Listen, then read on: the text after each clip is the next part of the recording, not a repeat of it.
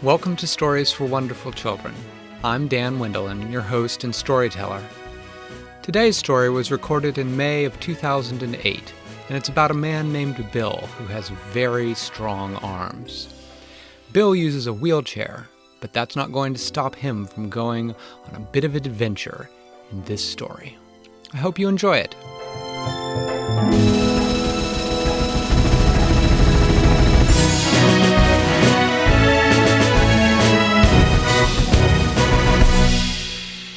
Once upon a time there was a man named Bill who was born with no legs. And so, in order to get from place to place, he sat in a wheelchair and he pushed it with his arms.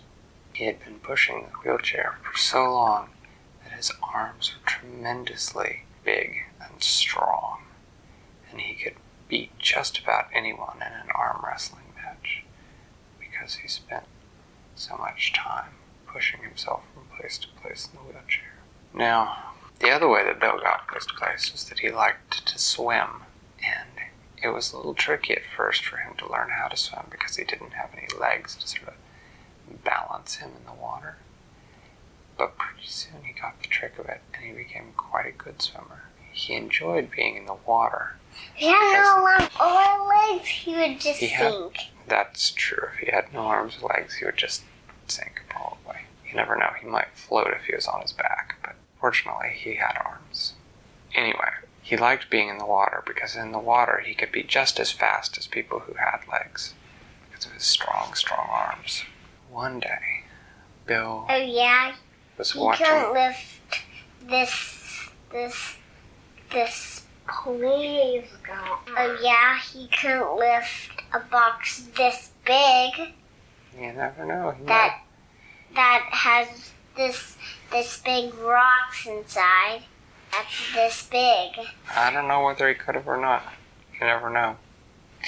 Anyway, one day he was listening to the radio, which he liked to do while he was wheeling himself from place to place.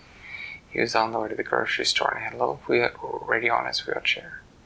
And the radio was talking about Japan and how in Japan there were some scientists who had been doing studies where they had been putting little tiny wires attached to the brains of monkeys, and that the monkeys had been able to control robots through the wires and make them walk around.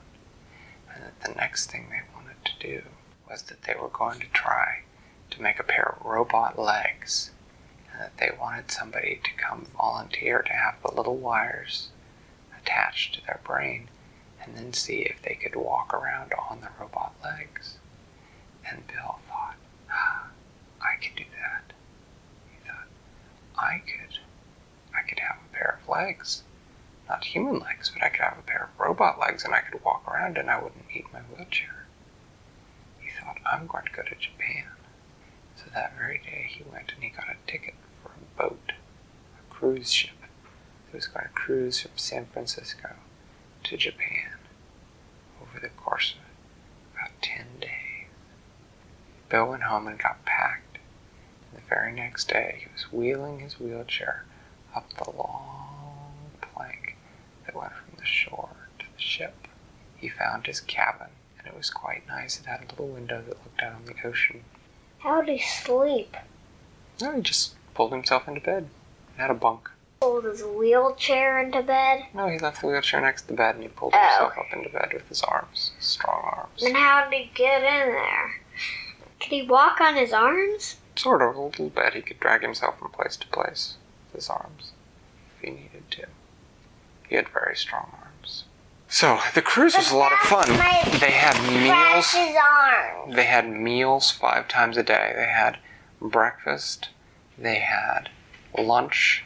They had mid-afternoon snack. They had dinner. And they had late-night snack.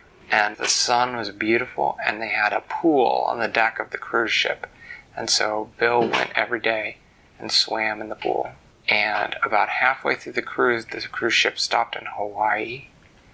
And Bill rolled his wheelchair off the ship and down onto the island, and he got to sort of see some of Hawaii, and he got to see the volcano. He's found a taxi cab that drove him up to the top of the volcano, so he got to look down in one of the old extinct volcanoes. He had a wonderful time, got back on the cruise ship, a couple more days of eating and swimming, and soon they were getting close to Japan. Well, the day before they were supposed to land at Japan, Bill was out on his wheelchair, and he was wheeling around on the wheelchair. And as he was wheeling around, he saw something that made his heart feel like it had stopped.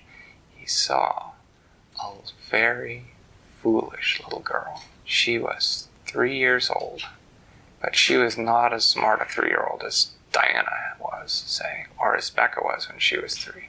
She was a foolish 3-year-old. And her mommy and her daddy were not keeping a close enough eye on her. And she had climbed up the railing on the side of the ship, and she was balancing on the top rail, and she leaned out too far, and she fell over the side of the ship, down, down, down, down. And she was too small. She did not know how to swim yet. Well, no one else was going to be able to go after the little girl fast enough. So Bill grabbed a life preserver, and he yelled at the little girl's parents to tell them to stop the boat, and he wheeled his wheelchair over the side, and he grabbed onto the railing with his big strong arms, and he flipped himself over the rail, and he fell down, down, down, down, splash into the water. The ocean water was very cold, and he splashed into the water, and he saw where the little girl was already sinking. She was underneath the water, and he dove with his arms, and he wrapped one of his arms around her, and he pulled up to the surface with his other arm, and then he put the life preserver around her so that she would not sink, and he was held onto the life preserver with her, and he saw the big ship coming to a halt, but it took them several minutes before they turned and came back, and they lowered a boat, and the men in the boat helped Bill in and helped the little girl in. And after he had gotten back on the ship and dried off, there was a knock at his cabin door, and it was one of the officers of the ship who said that the captain would like to invite you to eat at his table tonight because you are a hero for saving that little girl. And so Bill got to eat at the table with the captain and the other officers of the ship, and he got to ask them questions about how the ship worked, and they asked him questions about saving the little girl and about how he had lost his legs because they thought maybe he'd lost them in an accident, and about why he was going to Japan, and he told them the whole story. And the captain said, "So, you're going to Japan to get legs, huh?" And Bill said, "Yes, I think I am." And the captain said, "Well, you didn't need legs to be a hero." And he lifted his cup, and they had a toast to Bill. Toast. Toast. A toast is what it's called when you hold your glass up and you say something nice about somebody and everybody drinks. That's called a toast. You're toasting that person. They did it at the wedding that we were at. Anyway, the next day they arrived in Japan, and Bill went, and the scientists told him that they were not at the point where they wanted to put wires in a person's brain yet, but that they had this special cap that he could wear. And so he wore the cap, and he got to practice learning to think to make the legs move. And there were these big metal robot legs, and they just walked around the room all by themselves. And the scientists said that maybe someday they would be able to make legs that Bill could be on top of so that he could walk around. But for now, what they did, because they wanted to thank Bill for being part of their experiment, so they gave him a cap like the one they had, and they showed him how to use it to control things. So when he went home, he could use it to control his wheelchair, so that if he wanted, he could still run it with his arms if he wanted to, but if he put it in control mode, it moved slowly, and he could make the wheelchair move just by thinking forward, backwards, right, left. And that way he had his hands free, so that if, say, he was cooking, he could have the wheelchair move around, and he'd be able to reach things without having to, reach down and move the wheels, and then reach back up to stir, and then reach down and move the wheels, and then, get the milk out of the refrigerator, and then reach down to move the wheels. Instead, he could just think forward, back, left, right.